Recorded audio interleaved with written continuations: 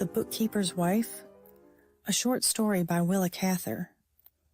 Nobody but the janitor was stirring about the offices of the Remsen Paper Company, and still Percy Bixby sat at his desk, crouched on his high stool and staring out at the tops of the tall buildings, flushed with the winter sunset, at the hundreds of windows, so many rectangles of white electric light, flashing against the broad waves of violet that ebbed across the sky.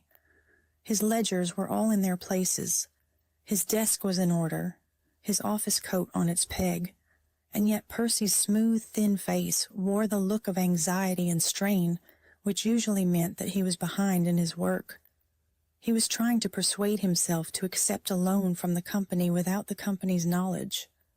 As a matter of fact, he had already accepted it. His books were fixed, the money in a black leather bill book was already inside his waistcoat pocket. He had still time to change his mind, to rectify the false figures in his ledger, and to tell Stella Brown that they couldn't possibly get married next month. There he always halted in his reasoning and went back to the beginning. The Remsen Paper Company was a very wealthy concern, with easy, old-fashioned working methods. They did a long-time credit business with safe customers, who never thought of paying up very close on their large indebtedness. From the payments on these large accounts, Percy had taken $100 here and $200 there, until he had made up the $1,000 he needed. So long as he stayed by the books himself and attended to the mail orders, he couldn't possibly be found out. He could move these little shortages about from account to account indefinitely.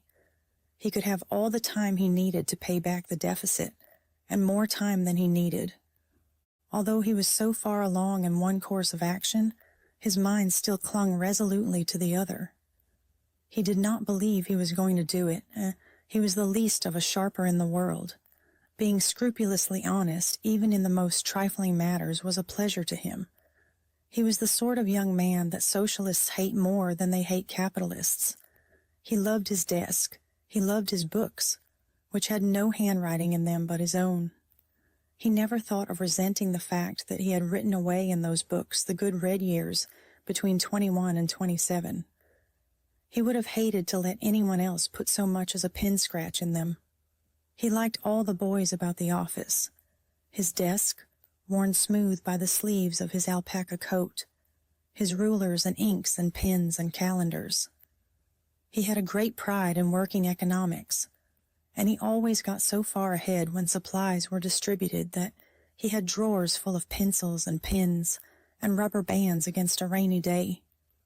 Percy liked regularity, to get his work done on time, to have his half-day off every Saturday, to go to the theater Saturday night, to buy a new necktie twice a month, to appear in a new straw hat on the right day in May, and to know what was going on in New York. He read the morning and evening papers coming and going on the elevated, and preferred journals of approximate reliability. He got excited about ball games and elections and business failures, was not above an interest in murders and divorce scandals, and he checked the news off as neatly as he checked his mail orders. In short, Percy Bixby was like the model pupil who was satisfied with his lessons and his teachers and his holidays, and who would gladly go to school all his life. He had never wanted anything outside his routine until he wanted Stella Brown to marry him, and that had upset everything. It wasn't, he told himself for the 100th time, that she was extravagant. Not a bit of it. She was like all girls. Moreover, she made good money, and why should she marry unless she could better herself? The trouble was that he had lied to her about his salary. There were a lot of fellows rushing Mrs. Brown's 5 daughters, and they all seemed to have fixed on Stella as first choice, and this or that one of the sisters as second. Mrs. Brown thought it proper to drop an occasional hint in the presence of these young men, to the effect that she expected Stella to do well. It went without saying that hair and complexion like Stella's could scarcely be expected to do poorly. Most of the boys who went to the house and took the girls out in a bunch to dances and movies seemed to realize this. They merely wanted a whirl with Stella before they settled down to one of her sisters. It was tacitly understood that she came too high for them. Percy had sensed all this through those slumbering instincts which awaken us all to befriend us in love or in danger.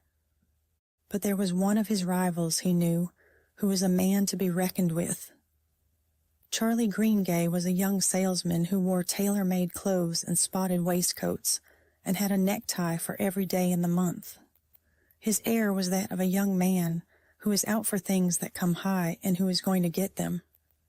Mrs. Brown was ever and again dropping a word before Percy about how the girl that took Charlie would have her flat furnished by the best furniture people and her china closet stocked with the best ware, and would have nothing to worry about but nicks and scratches. It was because he felt himself pitted against this pulling power of Greengays that Percy had brazenly lied to Mrs. Brown and told her that his salary had been raised to $50 a week and that now he wanted to get married. When he threw out this challenge to Mother Brown, Percy was getting $35 a week, and he knew well enough that there were several 100,000 young men in New York who would do his work as well as he did for 30. These were the factors in Percy's present situation. He went over them again and again as he sat stooping on his tall stool. He had quite lost track of time when he heard the janitor call good night to the watchman. Without thinking what he was doing, he slid into his overcoat, caught his hat, and rushed out to the elevator, which was waiting for the janitor. The moment the car dropped, it occurred to him that the thing was decided without his having made up his mind at all. The familiar floors passed him, 10, 9, 8, 7. By the time he reached the 5th, there was no possibility of going back.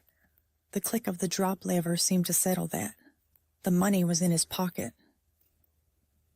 Now, he told himself, as he hurried out into the exciting clamor of the street, he was not going to worry about it any more. When Percy reached the Browns' flat on 123 Days Street that evening, he felt just the slightest chill in Stella's greeting. He could make that all right, he told himself, as he kissed her lightly in the dark 3x4 entrance hall. Percy's courting had been prosecuted mainly in the Bronx or in winged pursuit of a Broadway car. When he entered the crowded sitting room, he greeted Mrs. Brown respectfully and the 4 girls playfully. They were all piled on one couch, reading the continued story in the evening paper, and they didn't think it necessary to assume more formal attitudes for Percy. They looked up over the smeary pink sheets of paper and handed him, as Percy said, the same old jolly. "Hello, Perka. Come to see me, ain't you? So flattered. Any sweet goods on you, Perk? Anything doing in the bong-bong line tonight? Look at his new neckwear. Say, Perk, remember me? That tie would go lovely with my new tailored waist." "Quit your kidding, girls," called Mrs. Brown, who was drying shirt-waists on the dining-room radiator. "And Percy, mind the rugs when you're stepping round among them gumdrops." Percy fired his last shot at the recumbent figures and followed Stella into the dining room, where the table and 2 large easy chairs formed, in Mrs. Brown's estimation, a proper background for a serious suitor. "I say, Stell," he began as he walked about the table with his hands in his pockets, "seems to me we ought to begin buying our stuff." She brightened perceptibly. Ah, Percy thought, so that was the trouble. "Tomorrow's Saturday. Why can't we make an afternoon of it?" he went on cheerfully. "Shop till we're tired, then go to Houghton's for dinner and end up at the theater." As they bent over the lists she had made of things needed, Percy glanced at her face. She was very much out of her sister's class and out of his, and he kept congratulating himself on his nerve. He was going in for something much too handsome and expensive and distinguished for him, he felt, and it took courage to be a plunger. To begin with, Stella was the sort of girl who had to be well dressed. She had pale primrose hair, with bluish tones in it, very soft and fine, so that it lay smooth however she dressed it, and pale blue eyes with blonde eyebrows and long dark lashes. She would have been a little too remote and languid even for the fastidious Percy had it not been for her hard practical mouth, with lips that always kept their pink even when the rest of her face was pale. Her employers, who at first might be struck by her indifference, understood that anybody with that sort of mouth would get through the work. After the shopping lists had been gone over, Percy took up the question of the honeymoon. Stella said she had been thinking of Atlantic City. Percy met her with firmness. Whatever happened, he couldn't leave his books now. "I want to do my traveling right here on 42nd Street, with a high-priced show every night," he declared. He made out an itinerary, punctuated by theaters and restaurants, which Stella consented to accept as a substitute for Atlantic City. "They give your fellows a week off when they're married, don't they?" she asked. "Yes, but I'll want to drop into the office every morning to look after my mail. That's only businesslike." "I'd like to have you treated as well as the others, though." Stella turned the rings about on her pale hand and looked at her polished fingertips. "I'll look out for that. What do you say to a little walk, Stell?" Percy put the question coaxingly. When Stella was pleased with him, she went to walk with him, since that was the only way in which Percy could ever see her alone.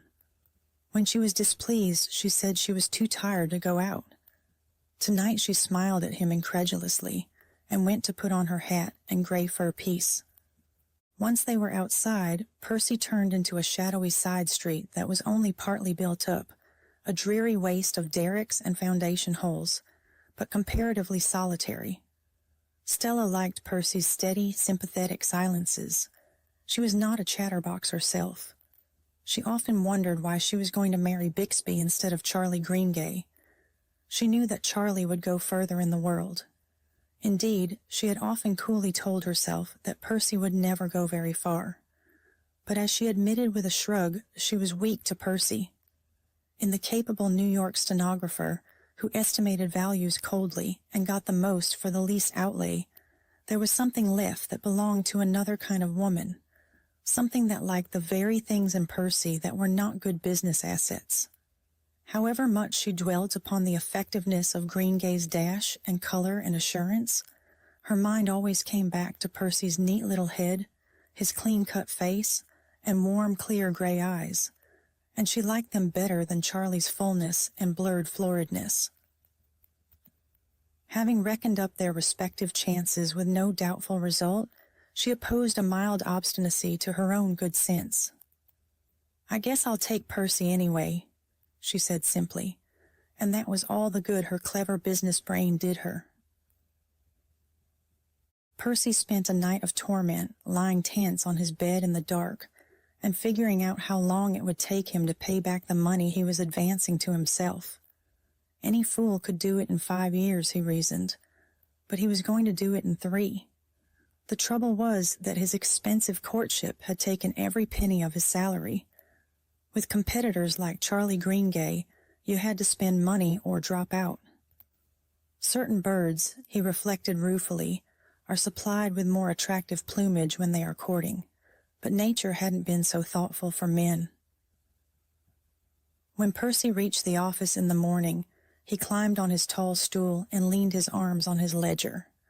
He was so glad to feel it there that he was faint and weak-kneed. Oliver Remsen Jr. had brought new blood into the Remsen Paper Company. He married shortly after Percy Bixby did, and in the 5 succeeding years he had considerably enlarged the company's business and profits. He had been particularly successful in encouraging efficiency and loyalty in the employees. From the time he came into the office, he had stood for shorter hours, longer holidays, and a generous consideration of men's necessities. He came out of college on the wave of economic reform, and he continued to read and think a good deal about how the machinery of labor is operated. He knew more about the men who worked for him than their mere office records. Young Remsen was troubled about Percy Bixby because he took no summer vacations, always asked for the 2 weeks extra pay instead. Other men in the office had skipped a vacation now and then, but Percy had stuck to his desk for 5 years, had tottered to his stool through attacks of grip and tonsillitis. He seemed to have grown fast to his ledger, and it was to this that Oliver objected. He liked his men to stay men, to look like men, and live like men. He remembered how alert and wide-awake Bixby had seemed to him when he himself first came into the office. He had picked Bixby out as the most intelligent and interested of his father's employees, and since then had often wondered why he never seemed to see chances to forge ahead. Promotions, of course, went to the men who went after them. When Percy's baby died, he went to the funeral and asked Percy to call on him if he needed money.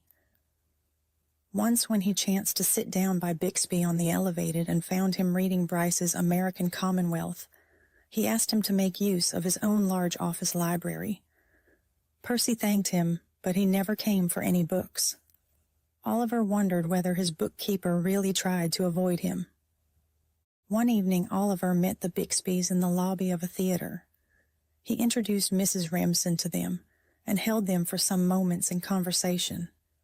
When they got into their motor, Mrs. Remsen said, "Is that little man afraid of you, Oliver? He looked like a scared rabbit." Oliver snapped the door and said with a shade of irritation, "I don't know what's the matter with him. He's the fellow I've told you about who never takes a vacation.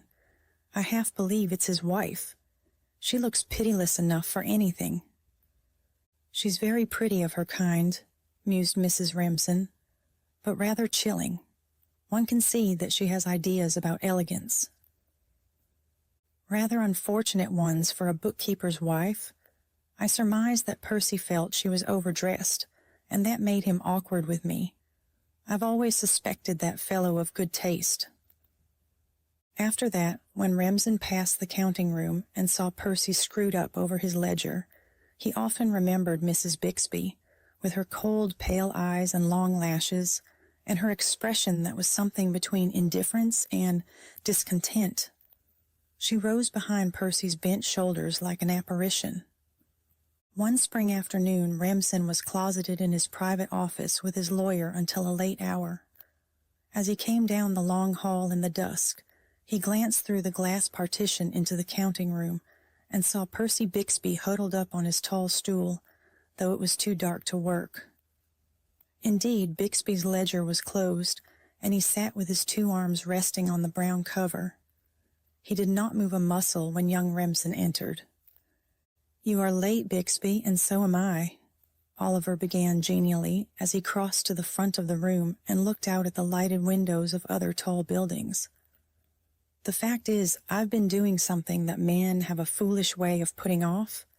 I've been making my will." "Yes, sir." Percy brought it out with a deep breath. "Glad to be through with it," Oliver went on. "Mr. Melton will bring the paper back tomorrow, and I'd like to ask you to be one of the witnesses." "I'd be very proud, Mr. Remsen." "Thank you, Bixby. Good night." Remsen took up his hat just as Percy slid down from his stool. "Mr. Remsen, I'm told you're going to have the books gone over." "Why, yes, Bixby, don't let that trouble you. I'm taking in a new partner, you know, an old college friend. Just because he is a friend, I insist upon all the usual formalities. But it is a formality, and I'll guarantee the expert won't make a scratch on your books. Good night. You'd better be coming too." Remsen had reached the door when he heard "Mr. Remsen" in a desperate voice behind him. He turned and saw Bixby standing uncertainly at one end of the desk, his hand still on his ledger, his uneven shoulders drooping forward and his head hanging as if he were seasick. Remsen came back and stood at the other end of the long desk. It was too dark to see Bixby's face clearly. "What is it, Bixby?" "Mr. Remsen, 5 years ago, just before I was married, I falsified the books $1,000, and I used the money." Percy leaned forward against his desk, which took him just across the chest. "What's that, Bixby?" Young Remsen spoke in a tone of polite surprise. He felt painfully embarrassed. "Yes, sir. I thought I'd get it all paid back before this. I've put back 300, but the books are still 700 out of true. I've played the shortages about from account to account these 5 years, but an expert would find 'em in 24 hours. I don't just understand how—" Oliver stopped and shook his head. I held it out of the Western remittances, Mr. Remsen. They were coming in heavy just then. I was up against it. I hadn't saved anything to marry on, and my wife thought I was getting more money than I was. Since we've been married, I've never had the nerve to tell her. I could have paid it all back if it hadn't been for the unforeseen expenses. Remsen sighed. Being married is largely unforeseen expenses, Percy. There's only one way to fix this up. I'll give you $700 in cash tomorrow, and you can give me your personal note with the understanding that I hold $10 a week out of your paycheck until it is paid. I think you ought to tell your wife exactly how you are fixed, though. You can't expect her to help you much when she doesn't know. That night Mrs. Bixby was sitting in their flat waiting for her husband. She was dressed for a bridge party and often looked with impatience from her paper to the mission clock, as big as a coffin and with nothing but 2 weights dangling in its hollow framework. Percy had been loath to buy the clock when they got their furniture, and he had hated it ever since. Stella had changed very little since she came into the flat a bride. Then she wore her hair in a Florodora pompadour. Now she wore it hooded close about her head like a scarf, in a rather smeary manner, like an impressionist's brushwork. She heard her husband come in and close the door softly. While he was taking off his hat in the narrow tunnel of a hall, she called to him. "I hope you've had something to eat downtown. You'll have to dress right away." Percy came in and sat down. She looked up from the evening paper she was reading. "You've no time to sit down. We must start in 15 minutes. He shaded his eyes from the glaring overhead light. "I'm afraid I can't go anywhere tonight. I'm all in." Mrs. Bixby rattled her paper and turned from the theatrical page to the fashions. "You'll feel better after you dress. We won't stay late." Her even persistence usually conquered her husband. She never forgot anything she had once decided to do. Her manner of following it up grew more chilly but never weaker. Tonight there was no spring in Percy. He closed his eyes and replied without moving, "I can't go. You had better telephone the Burkes we aren't coming. I have to tell you something disagreeable." Stella rose. "I certainly am not going to disappoint the Burkes and stay at home to talk about anything disagreeable." "You're not very sympathetic, Stella." She turned away. "If I were, you'd soon settle down into a pretty dull proposition. We'd have no social life now if I didn't keep at you." Percy roused himself a little. "Social life? Well, we'll have to trim that pretty close for a while. I'm in debt to the company. We've been living beyond our means ever since we were married."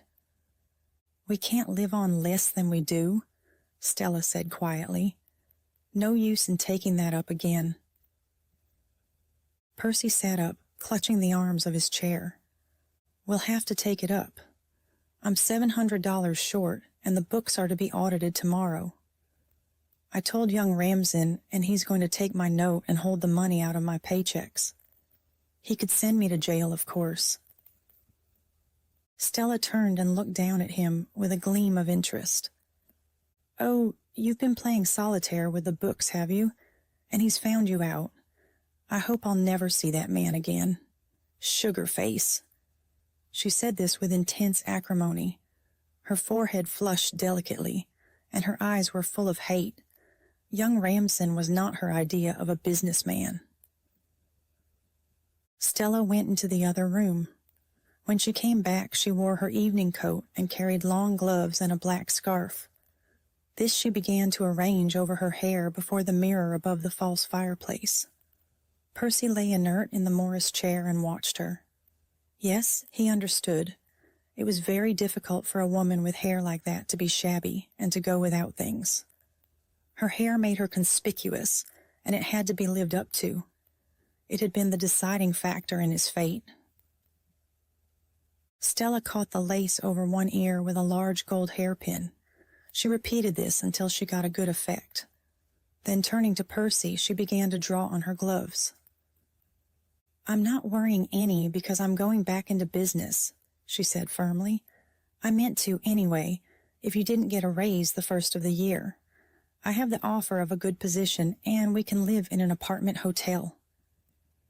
Percy was on his feet in an instant. "I won't have you grinding in any office. That's flat." Stella's lower lip quivered in a commiserating smile. "Oh, I won't lose my health. Charlie Greengay's a partner in his concern now, and he wants a private secretary." Percy drew back. "You can't work for Greengay. He's got too bad a reputation. You've more pride than that, Stella." The thin sweep of color he knew so well went over Stella's face. "His business reputation seems to be all right," she commented, working the kite on with her left hand. "What if it is?" Percy broke out. "He's the cheapest kind of a skate. He gets into scrapes with the girls in his own office. The last one got into the newspapers, and he had to pay the girl a wad.